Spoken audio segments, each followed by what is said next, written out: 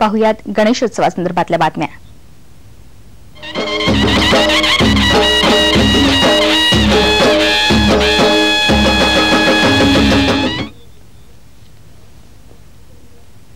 गणपतीसाठी मोठ्या संख्येने चाकरमानी मुंबई गोवा महामार्गाने रत्नागिरीमध्ये येत आहेत।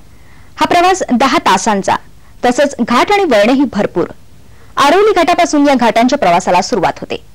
या ठिकाणी बसेस आणि खासगी गाड्यांना सक्तीने थांबवून त्यांना चहापाणी देण्याचा कार्यक्रम परिवहन खात्याने राबवलाय। वाहन चालकांना थोडीशी विश्रांती मिळून अपघात टळावेत, हा यामागचा हेतू आहे। मुंबई ते रत्नागिरी या 10 तासांच्या प्रवासामध्ये अनेक घाट पार करावे लागतात। या प्रवासामध्ये वाहन चालकाचा थोडासाही ताबा सुटला की अपघाताची भीती असते। हे लक्षात घेऊन परिवहन खात्याने आरवली घाटात अभिनव उपक्रम राबवलाय। कोकणात जाणाऱ्या साऱ्या बसेस आणि खासगी गाड्यांना इथे सक्तीने थांबवलं जातं आणि वाहन चालकाला चहा बिस्किटं दिली जातात। त्यामुळे तो थोडा सतर्क होतो आणि अपघाताची शक्यता टळते।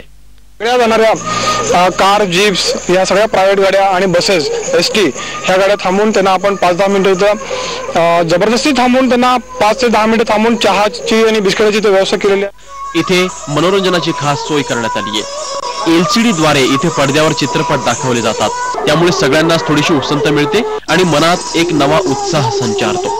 या कल्पनेसर आम्हाला अतिशय चांगलं वाटलं की डोळ्यावरली झोप जाते। 10 मिनिटं रेस्ट घेतल्यामुळे उपक्रम राबवलेला आरटीओने अतिशय सुंदर आहे। फक्त गाड्यांची पार्किंग व्यवस्थित झाली तर काही मागच्या गाड्यांना त्रास होणार।